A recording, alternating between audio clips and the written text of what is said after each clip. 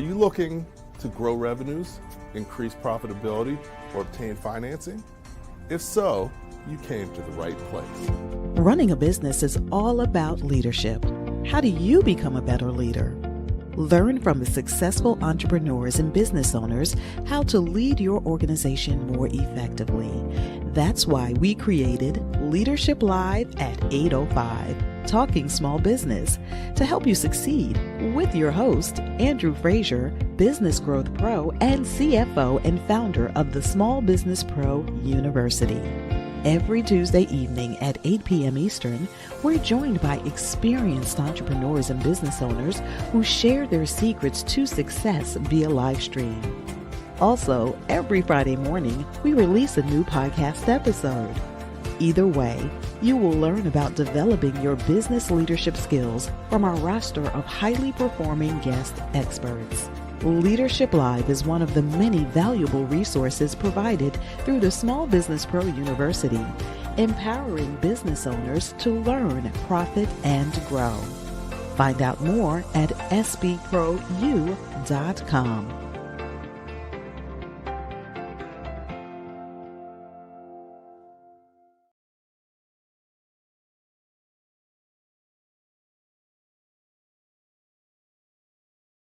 Back to Leadership Live at 805. I'm your host, Andrew Frazier. And once again, I'm excited about having you join us on the show.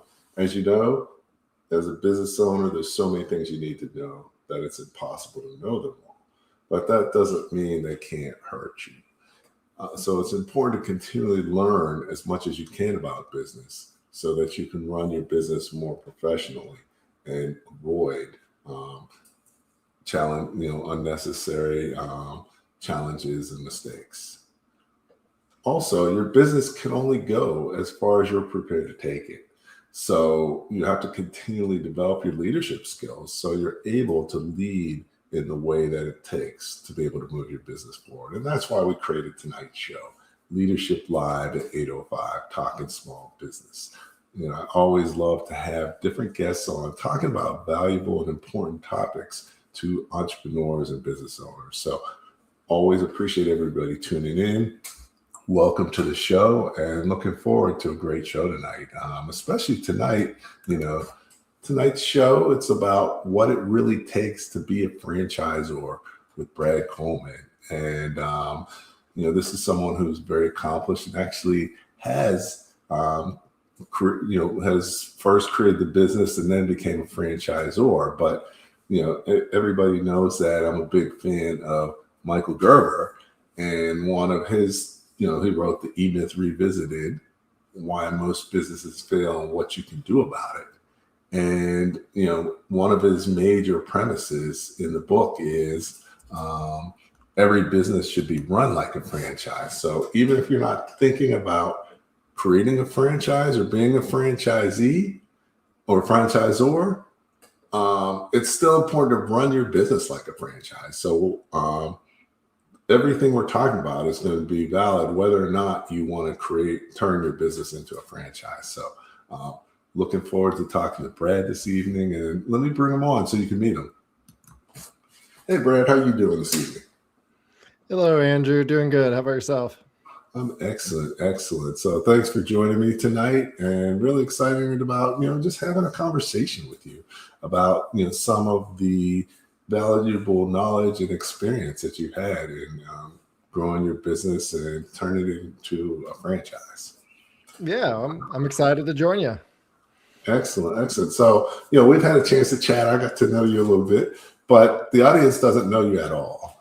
So I always ask the guests to just, do, not necessarily an intro, but walk us through your journey. How did you get to where you are, and what did, some of the things key things you learned along the way. So just give some background for the chat we're going to have tonight. Yeah. So I'll condense 38 years into a shorter bit here. So I, growing up, loved cars, loved watching racing on TV.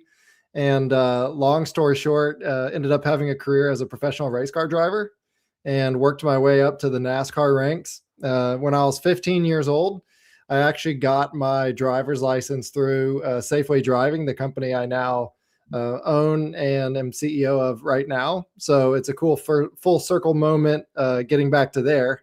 But while I was racing in NASCAR, living my dream doing that, one of the deals that you would have to do, we call them sponsor obligations, where these people that write the big checks, they put their name on the car, the stickers and all that, but they also have some requirements where, hey, you come to these events, you come speak to these people, typical sponsorship stuff. One of the big sponsors at the time was Nationwide Insurance. And they had this initiative going on where as we traveled the country for the NASCAR circuit, we would be in different cities all over the country every weekend. And they would have some of us drivers go to local high schools at different cities and speak to teenagers and high schoolers about the dangers of distracted driving. I was 19, 20 years old at the time, not very excited to do that myself, but I had to do it. So as I was doing it, we'd bring the simulator that we'd show up with, this NASCAR racing simulator. The high schoolers would get in the sim, they'd start going around the racetrack, and then we'd hand them a phone, and then we'd watch them crash all over the place. And, there's most of them were trying to be cool. They're like, oh, I can do this. And they're crashing all over, just laughing, having a good time. But there was this one kid where I noticed something click in his eyes, where he had this moment of realization that he wasn't as good of a driver when he was holding a cell phone. And it really kind of shook him in a good way. And that started me down this path of realizing, well, I really enjoy doing this sponsor obligation. And I started to develop this passion for it, and ended up telling my dad about it, was my business manager at the time. And he said, well, why don't you go talk to Coach Walker, who owned Safeway Driving, and tell him about this passion, see what he has to say about it. And ended up going, talking to him, and turns out him and his wife, who owned it, were looking to retire, looking to move on. So it really perfect timing, perfect place. And me and my family ended up acquiring Safeway. This was back in 2010, and here I am 16 years later.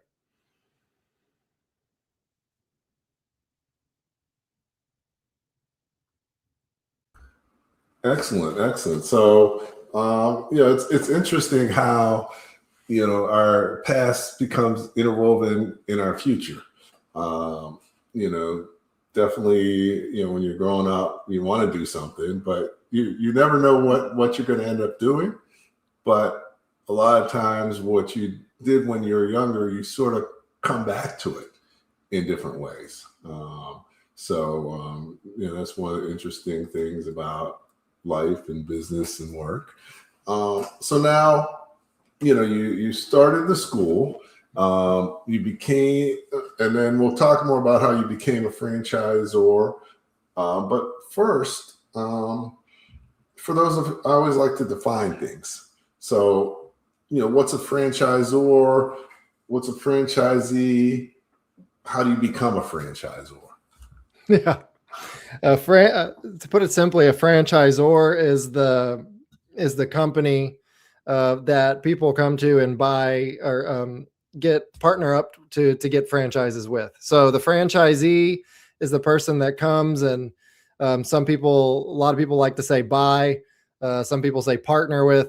We'll say buy just for sake of this conversation, because that's what people are used to. But the franchisee is the one that buys the franchise from the franchisor. So if you're a Safeway Driving franchise and you want to open up a Safeway Driving location, you would become a franchisee to me, the franchisor, and that's how that works.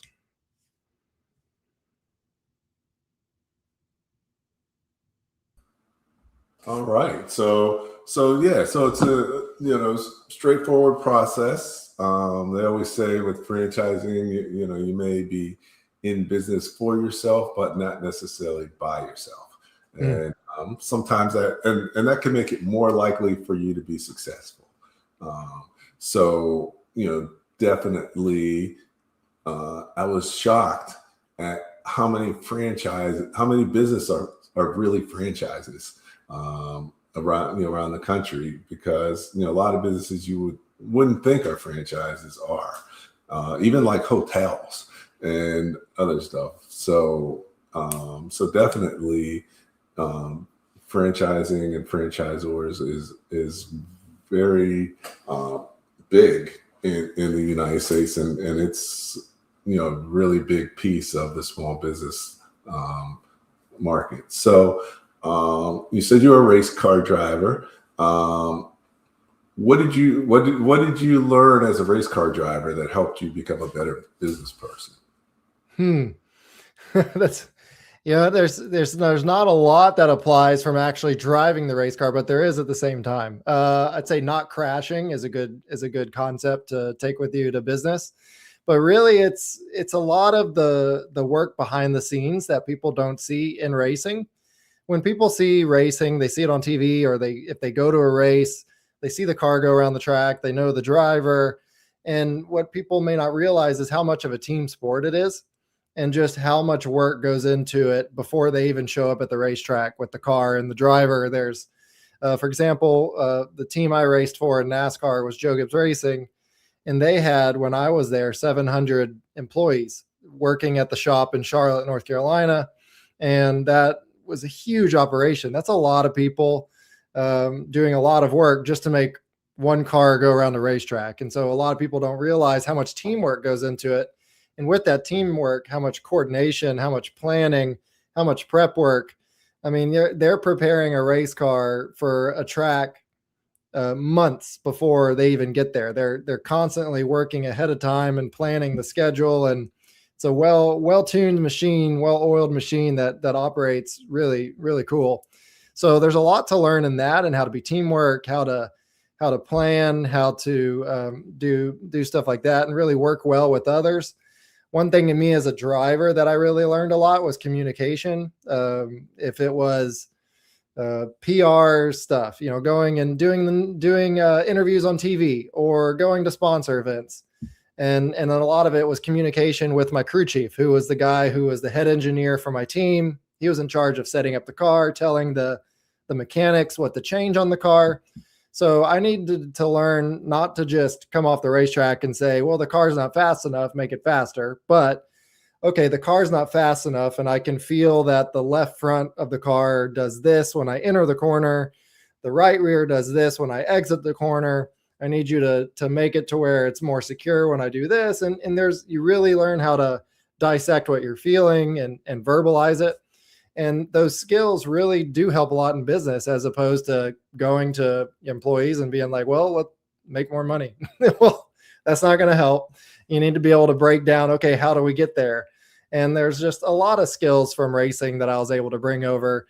And when you're in the driving school business, there's even more skills that you're able to bring to that. So one thing I was able to do with my racing experience was really look at our curriculum and take all the experience and skills that I learned from how do you drive a car as fast as you can.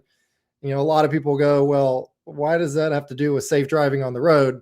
It actually meshes really beautifully, because yes, to win a race, you got to go as fast as you can, but you also need to know how to avoid crashes. You need to learn how to analyze your competitors on the track, study every move of theirs, and learn where are you better than them? Where are they better than you?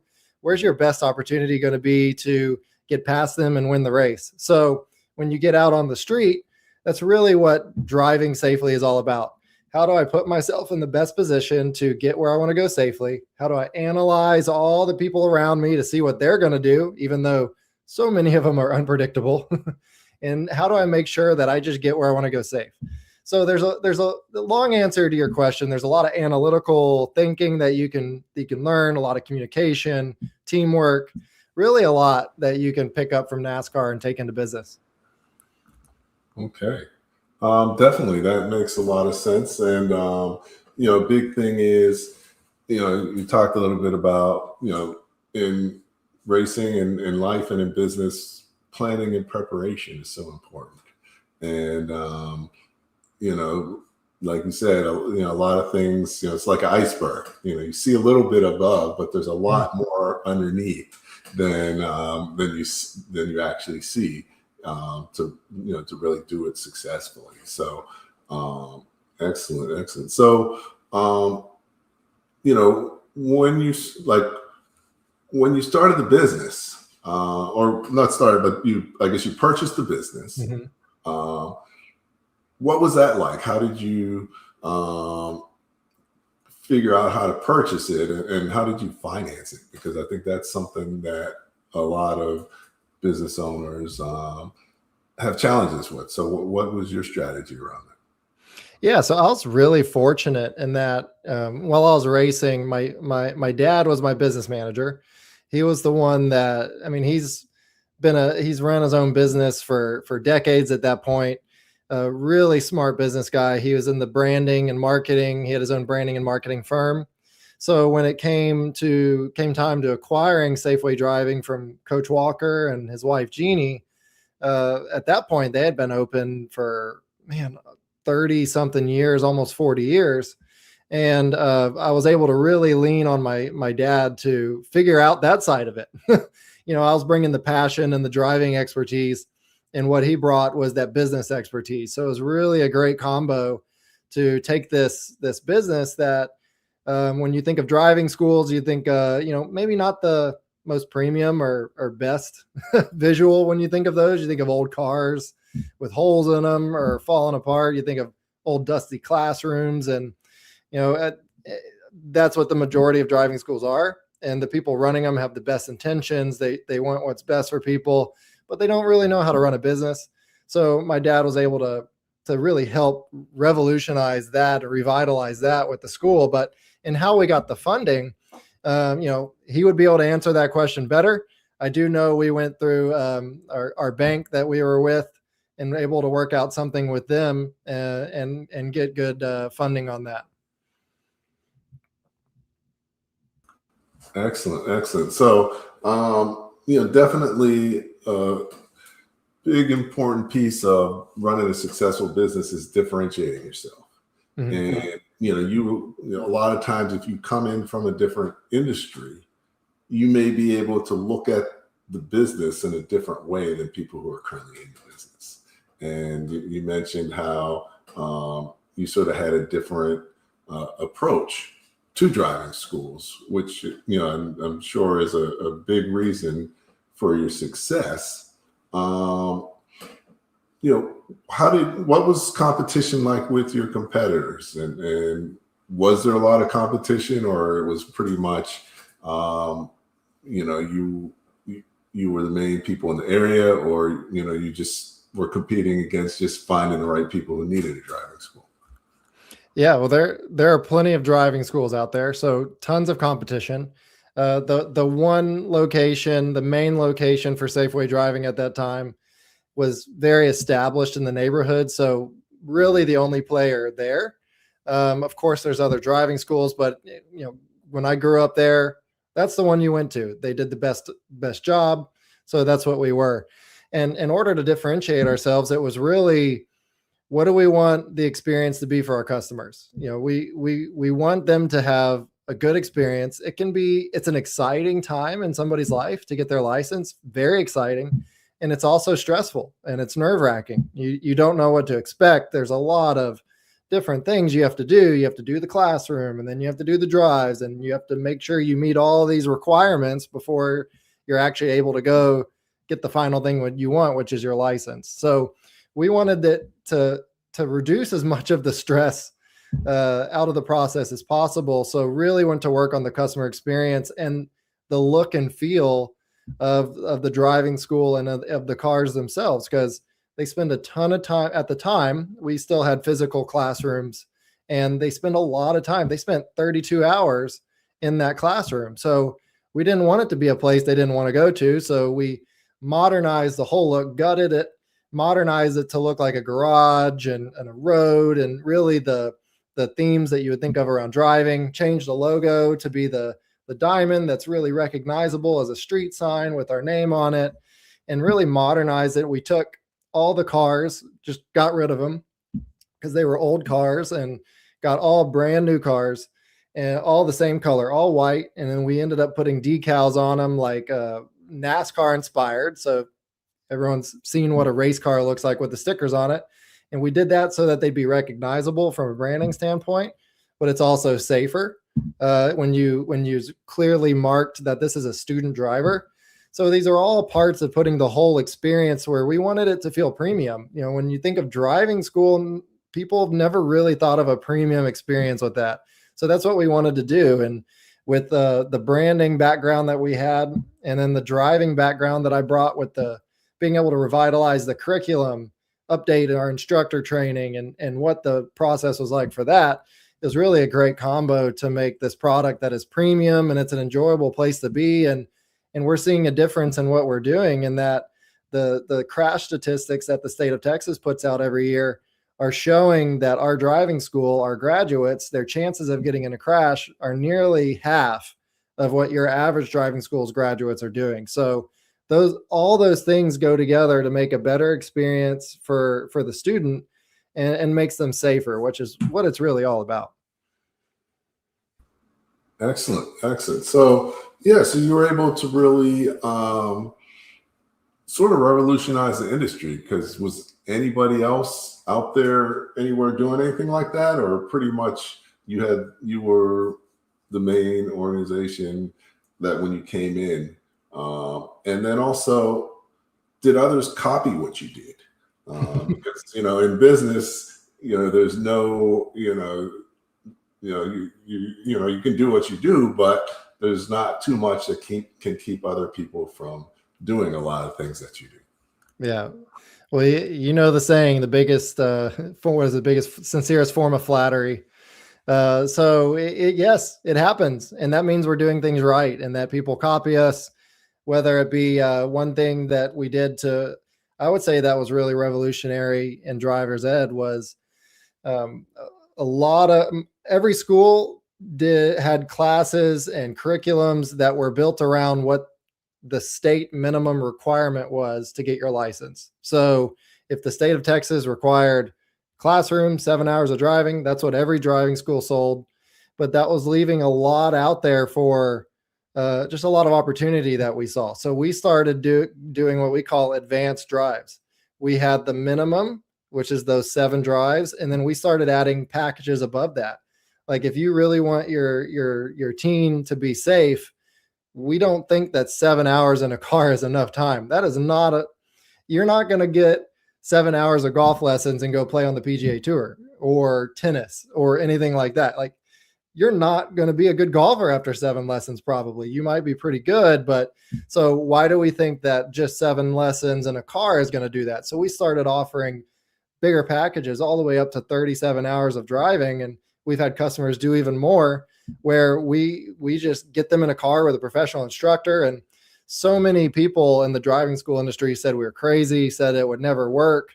I mean, we're at the point now where it's our most popular packages are above that minimum, which is really cool to see that so many people take their driver's education seriously. But it's outside of the box thinking like that when people have been stuck in an industry, and I come in fresh from it, or with no stuck in my ways with it kind of situation. So we're able to have a fresh perspective with everything from the branding to even the products that are offered, because no one was doing anything like that.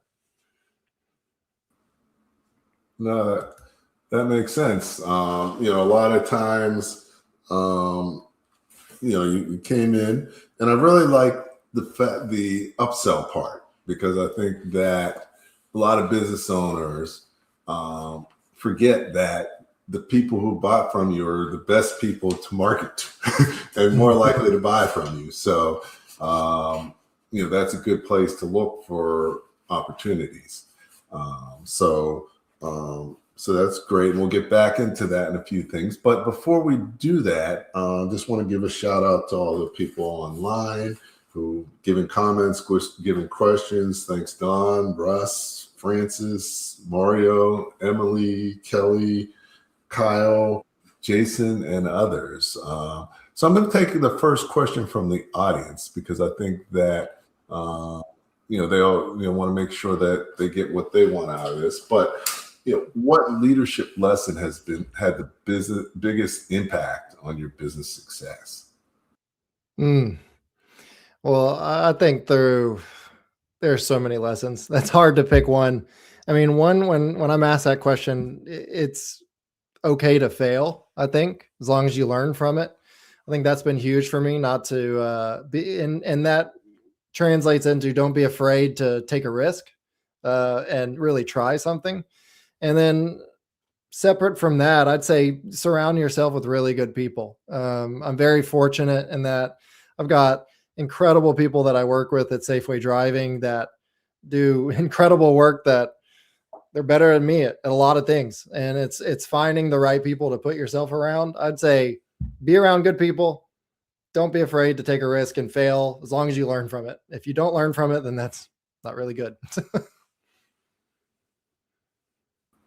Excellent, excellent. So definitely, you mentioned earlier that driving school isn't like the business you dreamed to have when you were a kid. Not too many kids are like, hey, I want to have a driving school. But what I've found is most of the most boring businesses have the most opportunities. For a number of reasons. One, because there's probably not a lot of people who have modernized the industry, so there's more opportunities. And not as many people are trying to get in those businesses. So you can maintain your profitability, and there could be significant room for growth. So, so definitely that's key. So now in this case, you purchased a business. What did the business look like before you purchased it? And how is it different now? Oh, it's different in all the ways that we've been discussing so far, and that it was what you would imagine a driving school looking like. People who are watching this, if they went through driver's ed, they're remembering that instructor that, a lot of people have good memories of instructors, and there's some that are like, oh, they're kind of creepy, and that classroom was not a good experience. And, it's all over the board. So that it was, I think, one of the best driving schools in the country already, but we were able to just do all that modernization that we did and revitalize it. But it was a institution in the area that it was. I mean, the Coach Walker was known nationally and well respected for his curriculums and for his passion for creating safe drivers. So yeah, it was a great business and still is, and I love being a part of it. What about, like, how many employees were there when you first started versus now, and how many locations? I cannot remember how many employees. There were 5 locations all across the greater Houston, Texas area. If I had to guess how many employees, counting instructors, maybe 30. And at this point, we're over 100. And with instructors and franchisees and all that. And yeah, now we're all over Texas and Houston, Dallas, San Antonio, College Station. So, yep. Yes, sir. Okay. All right. So now, what, you bought into the business and you built it from here. If you had to start the business, how would things have been different? How do you think things would have been different? And do you think you'd have been able to accomplish what you had? Ooh, I don't know if I would have been able to, because there's a lot. I mean, you really get a fast forward when you are able to acquire a business that's been up and running for as long as Safeway Driving was when I did, and is as respected as it was. I mean, like I said, it was the school where I grew up, the school everyone went to. Generations go there. So if I were to start it from scratch now, I think I could do a good job. When I first acquired it, I wouldn't have done anything very well. No. There's a lot of learning that's gone on over the last 16 years that would allow me to do much better to start from scratch. Yeah, definitely. I mean, definitely buying a business or even buying a franchise puts you many steps ahead of where you would be. and steps ahead of where you might ever get. So that's a good reason for that, and you can immediately become profitable or become profitable faster that way. So definitely. So now you've been doing this for a while, and one of the things I always ask business owners is, what is your most important job as a business owner? Because if you're not doing your most important job, then you're not going to be as successful as you could have been. And I find that generally to be sales and marketing. If you don't sell and market, then you're not really going to have much of a business. And obviously, you kind of like selling and marketing, which is good, and you've had experience in it. But I'm sure you've learned a lot since you started too in terms of sales and marketing. So what are some of the key sales skills, sales knowledge that business owners should have based on your experience? I love, there's a lot of people that would be better than me at sales and marketing. I have a lot of experience coming from the NASCAR world where it is sales and marketing all over the place. So there was so much that I learned just being a sponge there and being a part of it and learning how to speak publicly and do stuff like that. And but really what I think is in my opinion, for our business, what is the best sales approach and marketing approach is delivering a great product and a great service, because it's the referrals really drive us a lot. Once you, and we notice that when we open a new franchise in a new area, that once customers start coming through and start telling their friends, it just picks up. If you do a good job, you deliver what people expect. If it meets their expectations or goes above and beyond it, they're going to tell their friends, and then more people are going to come in. So I work hard on making sure that the customer experience is as good as it can be, and that our where they're going to spend the most time is as good as it can be in the cars, on our online classroom, that we have the best of those things possible, so that they're going to want to come back or they're going to want to tell their friends about it, because that's in our industry, that's number one is referrals.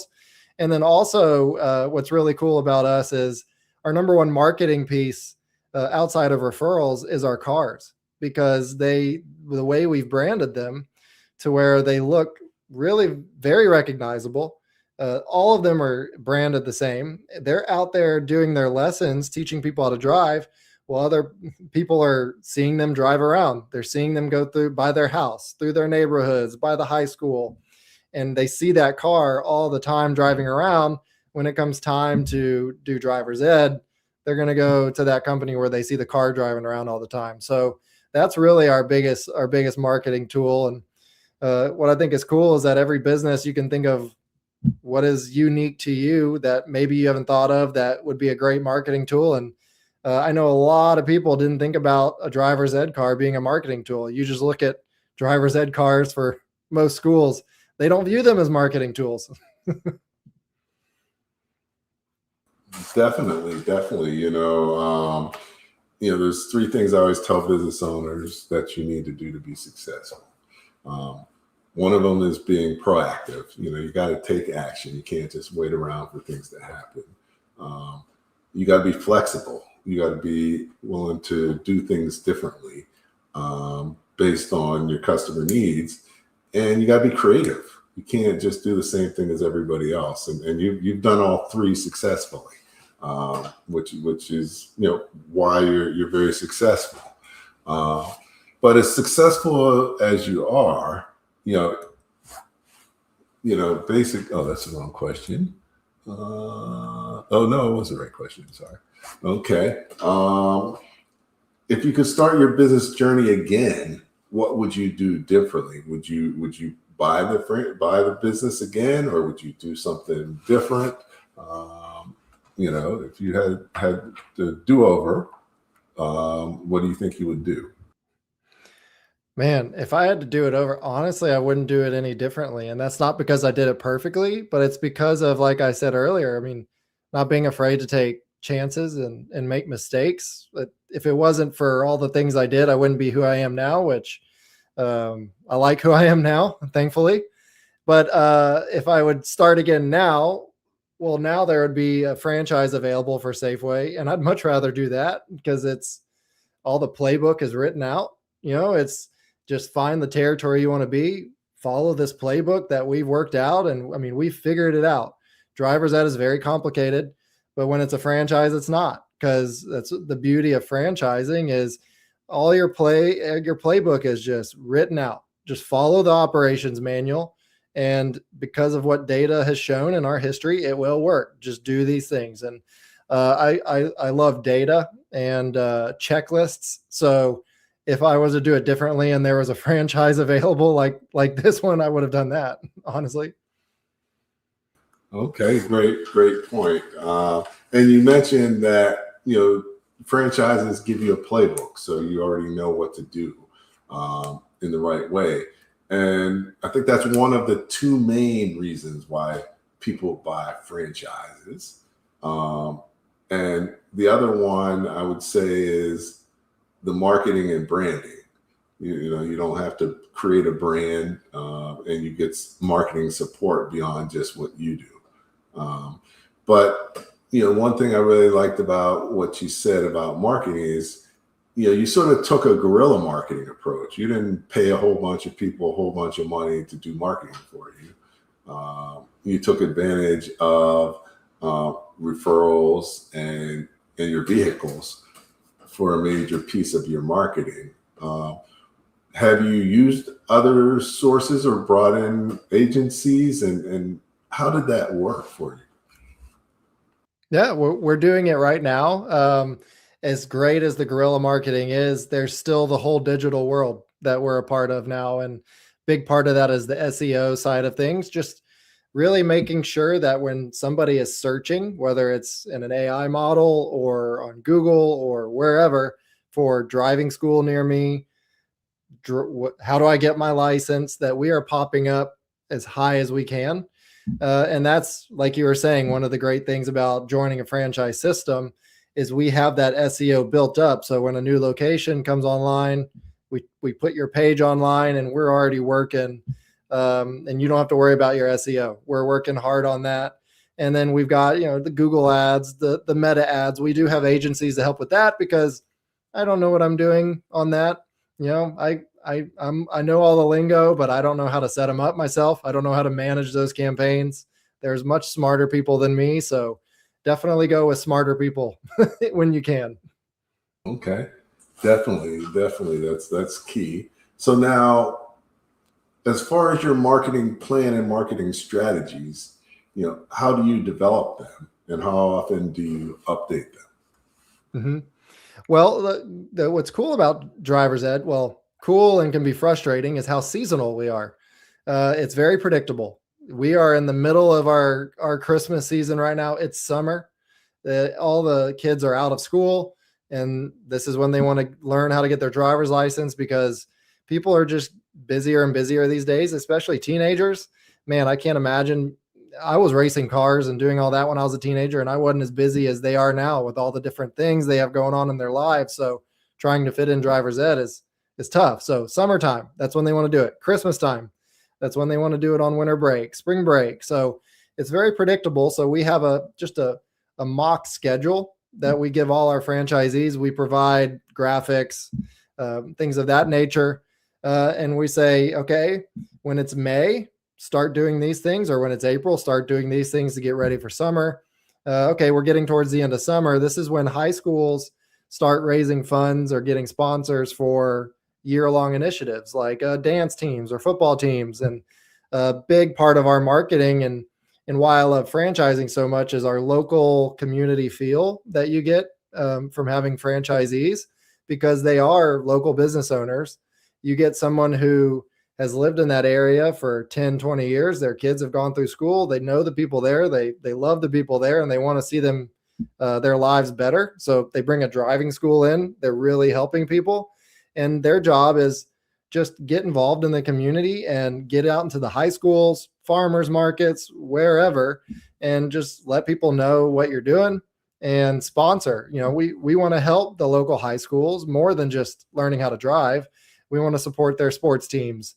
We want to support their dance teams or their different arts. Like it's a big part of what we do as well. Is what bigger companies maybe wouldn't look at is, not very often you'd see a McDonald's sponsoring a high school play kind of situation. And that's nothing against McDonald's. That's just not what they're going to do necessarily, unless it's a McDonald's franchisee who's got somebody in that high school. But we are just involved in the high schools, involved in our community. And we give that schedule to the franchisees at this time of year. Start looking at these initiatives, and here are the people you should talk to, and really part of that playbook. So it's the seasonality is a fun twist to the driving school. Okay, excellent. So when you bought the business, how well were the systems and processes documented, and what did you have to do to get them ready to become a franchisor, and how long did it take? Yeah, well, I'll start off by saying I love Coach Walker, his wife Jeannie, who started this business. They're great. And I mean, we just evolve with generations, right? So to talk about their systems, when we showed up, filing cabinets everywhere, nothing wrong with that. You have paper records with driver's ed. But when it came to how they did spreadsheets, this was the first time I had seen this as an adult. It was a paper spreadsheet that they would fill out all the lines, and then they would hand it to somebody who would then go into Microsoft Excel and type out what they had filled out by hand on the spreadsheet. So there was a lot of room to improve systems, because that was not the end of that. There was a lot of areas to go, okay, how do you do this? And then they say, well, I would do it myself. Okay, we need to learn what exact steps are taken. What do we need to do? Okay, how do we get more efficient with this? How do we streamline this? How do we modernize it?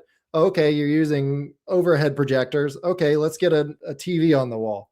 Okay, now TV on the wall. Let's get our classroom online so that people don't have to do all those trips. Like let's get online. So a lot of modernization with that, and a lot of just having to document almost from scratch processes and figure that out.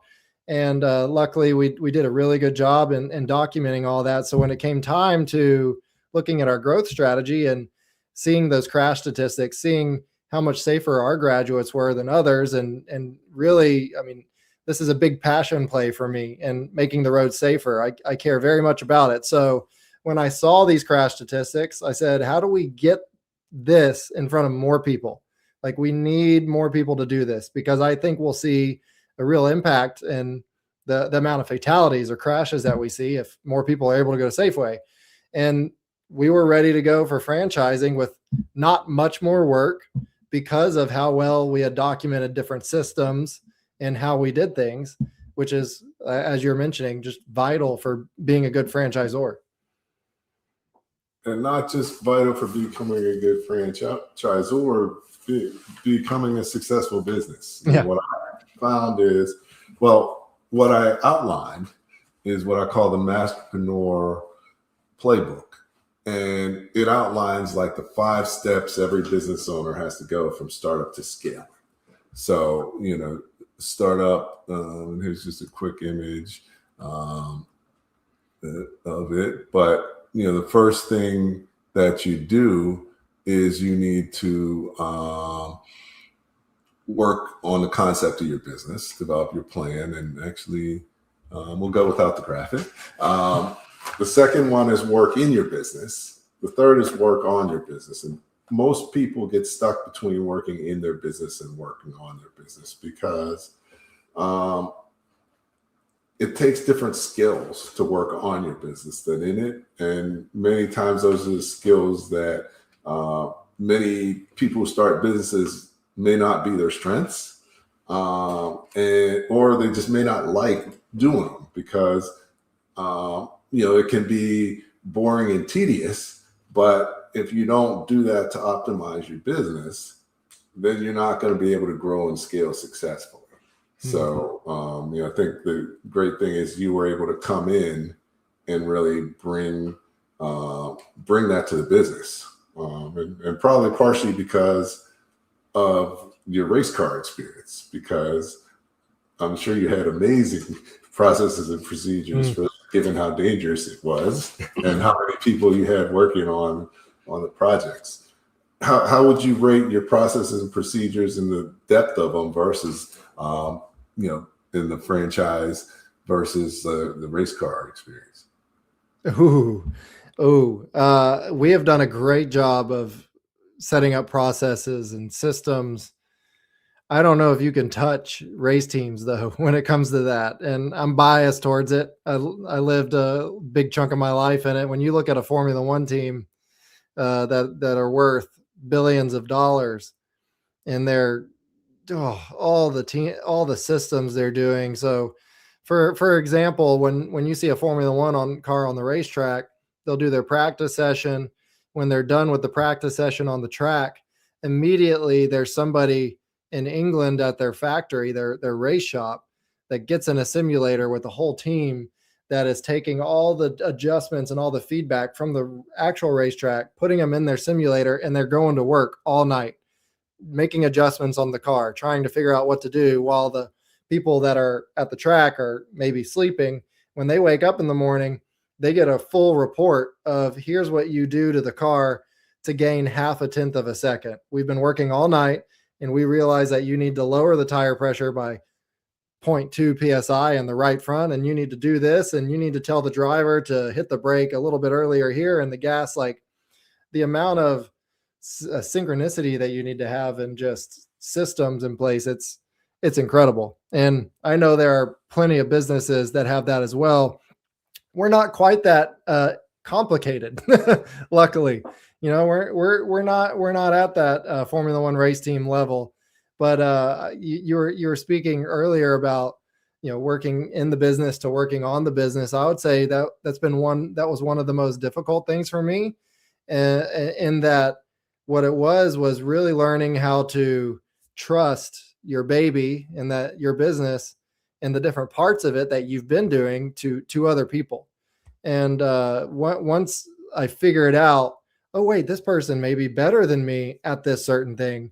As hard as it was for me to give up, then I'm like, oh, good. I'm glad I gave that up, because we're actually better as a system now, because not everything's running through me. So I think that for me as a business owner and leader has been very important in learning how to put people in place and trust them and give them the opportunity to show what they can do, and that they're probably better than me at these certain things that they're doing. Yeah, no, definitely. As your business grows, then you can start to afford to hire people who are better than you in hopefully every area of the business, because your goal should be to have people have a better team and have people do better and more than you can do. So, but delegation is hard for a lot of business owners. Definitely it's good that you were able to figure that out. But definitely as you're smaller, many times you can't hire people who are better than you or even almost as good as you. So that makes it even that much harder to delegate. But if you can't delegate, you can't grow. So now, you're a franchisor, you help make it easier for business owners, but you don't do it for them. Question about, how, so every business goes through cycles and sometimes challenges. How do you help franchisees stay motivated during difficult times? Yeah, well, what's really helpful is the 53 years of data that we have on our driving school. So, for example, we have business people come in that love what we're doing, want to be a part of it. They open up a franchise. Let's say they come from the restaurant world. Well, they're used to, when you open a restaurant, people have been seeing it be built for months and months. And as soon as it opens, everyone's like, you know what? I'm hungry 3 times a day, usually. One of those times I'm going to go try out that new restaurant that opened right around the street. Well, when you open a driving school, it's not like people are sitting there waiting to get their license. And then when you open, they just come flooding in. It's, well, you have to be open at the exact time in that person's life where they are ready for that one time that they're going to go get their license. So it's just different. And so when they see the doors open and it's not like, and all of a sudden people just busting through, they're like, wait, well, what's going on? You go, no, this is totally normal. Here's all our data that shows what the ramp up period looks like. Trust us, you're good to go. And then once it starts coming in, they're like, oh, okay, good. So it's that different model. I would say how we keep them motivated is that data and our history. And then through our support, if they're really worried about something or they want to learn how to grow in another area, in our big old operations manual, we also have one for our franchise business consultant whose job is to make sure the franchisees feel supported, that they have everything they need. If they have any questions, they go to her, and she's got her own manual where if they're struggling with something or they may need motivation, we've got a whole list of questions based on whatever area of the business they need help in. We can just start asking them. And we really want to make sure we don't tell them how to fix things or how to do things necessarily, because how do you grow as a human? How do you learn? It's doing it yourself. That's really how you do it. It's the same when you're learning how to drive a car. It's not sitting in the classroom. It's when you get behind the wheel. That's when you learn. So we could come in and do things for the franchisee, but all that's going to do is do it that one time versus we can walk them through it, ask them questions, and then they realize what they need to do and they go do it. And then they're set for the rest of the time that they're a franchisee and they've learned that thing. So that's really long answer for that question, but we help them stay motivated by showing them our history, our data, and what we know will happen. And then also providing them the materials that they need and asking them questions and guiding them where they need it as well. Excellent. So definitely service, not just to, as a franchisor, your customers are actually the franchisees, and, making sure that you provide excellent service to them is key. But, you have a lot of people who want to get franchises, but not everybody ready or should get one. So, people come into it thinking a lot of different things, but what's the biggest misconception that a lot of people have about franchising? There's a couple. From what I've seen, I think a big one is, well, I'm going to open this franchise and money's just going to come to my mailbox. I don't really know many, if any, franchises that are just open it and you don't have to do anything and mailbox money shows up. There are quite a few people that think that's what it is. I don't think people realize just the amount of work it'll take and that they do have to work it. And it'll be as successful as the amount of effort they put in. And that's a big misconception. I'd probably say that's the biggest that I've seen. The guaranteed success, if I just open it, is the biggest. Yeah, no, definitely. And a lot of times, unfortunately, people are told or read in online and other places, there's a lot of easy ways to make easy money. But most of those aren't real. Just like everything else, a lot of times you get out of it what you put in. And there is one more that I would say is you want people with an entrepreneurial mindset. That's very important, but not someone that's going to come in and want to make it their own and think that their ways are better. Yes, we want that spirit of you're a business owner, but also follow our playbook, because this is what works and this is what you're buying into, is this system that you want to be a part of. This is how we do it. Don't go change this one thing because you think it's going to make all the difference, and then it affects all the other franchisees and the customer experience there. So it's staying in the playbook too. Okay, definitely following directions.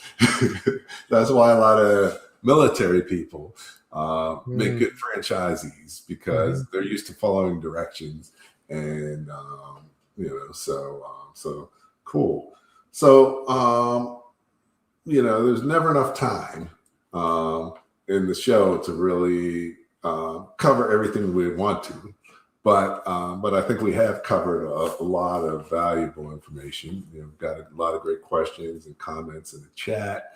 Unfortunately, we couldn't get to everybody's question, but we tried to. And you've also got Brad's website and LinkedIn profile in the chat, so feel free to reach out to him. But before we let you go, Brad, definitely would like for you to share 3 key takeaways from what we talked about tonight. We talked about a whole bunch of stuff, and most people can't remember more than 3 things anyways. So if you could share 3 key things, I'm going to play a short video about the university.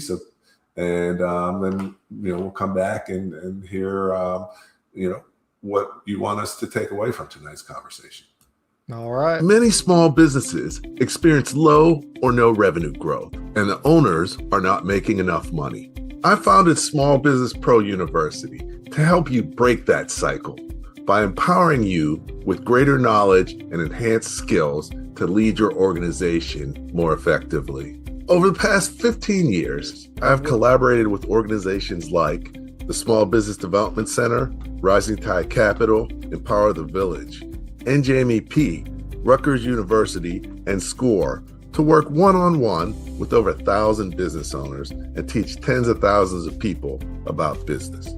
My experience includes serving as a naval officer, managing businesses, graduating from MIT, earning an MBA from NYU, and achieving the CFA designation, which has prepared me to accomplish my mission of helping 1,000,008 business owners to sell more, maximize profit, and finance growth by 2028. My vision is to create the ultimate business ecosystem for entrepreneurs. Small Business Pro University empowers entrepreneurs like you to run their businesses more professionally and create sustainable enterprises. We employ my proven proprietary Masterpreneur Playbook framework to guide your journey along the Masterpreneur path and facilitate your Masterpreneur evolution to work on your business and scale faster and easier. Small Business Pro University provides access to valuable resources, partnerships, and relationships that will help you to sell more, maximize profit, and finance growth. Our Masterpreneur initiatives include the Small Business Pro Network, 100+ expert-led multimedia courses, intensive training workshops, Spanish language training, Leadership Live at 8:05 live stream and podcast, in-person Power Breakfast events, and advisory coaching, consulting, and training services.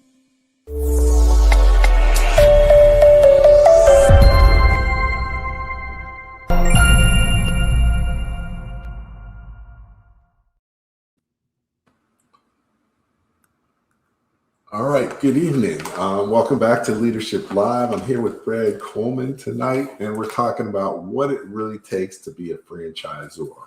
And even if you're not looking to be a franchisor, you want to run your business in a way that you could become a franchisor. So, Brad, what are the 3 key things people should take away from our conversation this evening? Yeah, I mean, number one, I would say franchising is a really great avenue to becoming a business owner. If there's anyone here who's not yet, I would say that is a great opportunity. And that's because it's a lot of the hard work's already been done and proving a method and documenting it. And it's just handed to you and you just execute on it. If you are good at just executing and you want to have your own business and you don't have one yet, franchising is great. This is something I care a lot about is I'd say find something that you're passionate about. If you're looking for a franchise, if you're passionate about making money, that's your passion, go do something like that. I was lucky to find my passion in driver safety, which I found in a way I was not expecting through driving a car as fast as I can. So just find something you're passionate about, and it makes it a lot more fun. And when you're having those hard days, it makes it to where you get up and you keep going. And then number 3, I can't do this without sharing as a driving school instructor myself. Please don't text and drive. You can't do it. I don't care how good of a driver you are. Statistically, you're way worse when you pick up that phone. And I'll take this with you. Are any of you okay with the people next to you texting and driving while they're driving next to you? Probably not. So then why would you do it yourself? So I just want you to be safe. Excellent. So definitely franchising can be a great option for the right person. And if they get matched up with the right franchise.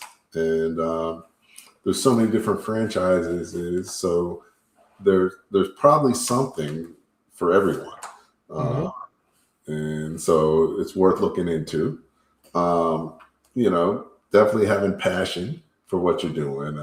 As a business owner, generally, you work harder and longer than if you had a job. And a lot of times you do it and make less money, at least for a while. Yeah. And if you don't figure it out, it might be forever.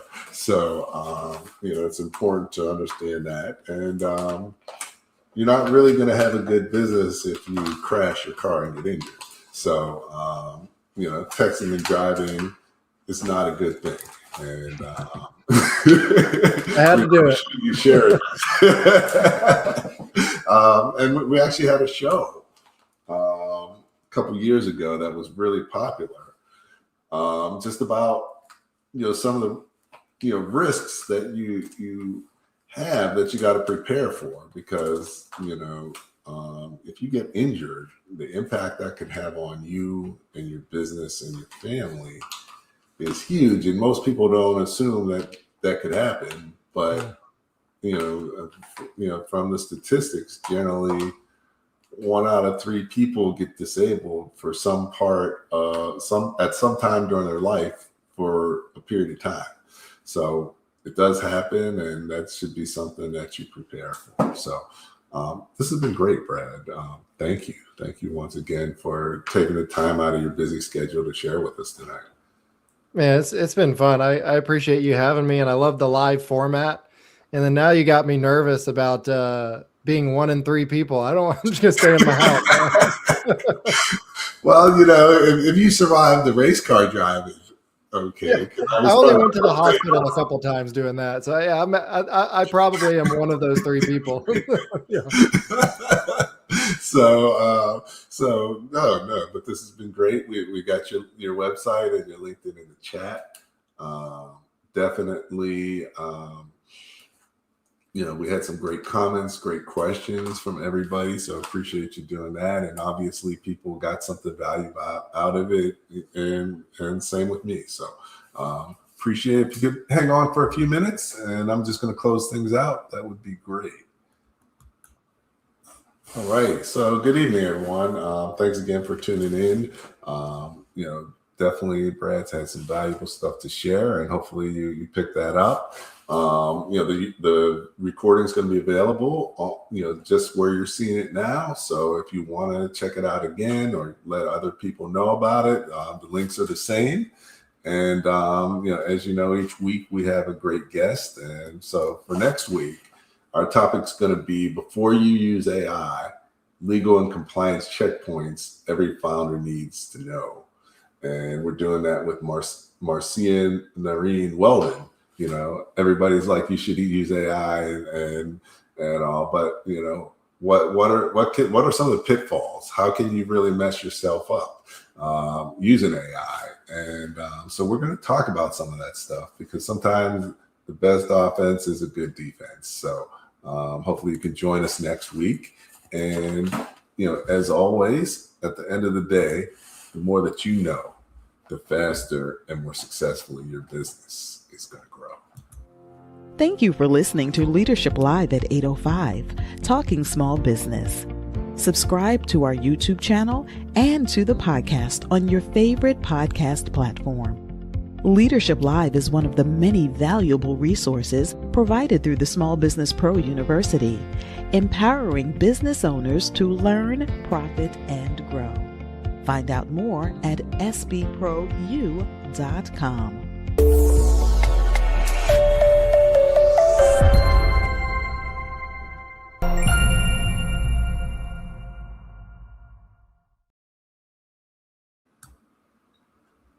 Okay. Thank you for listening to Leadership Live at 8:05, Talking Small Business. Subscribe to our YouTube channel and to the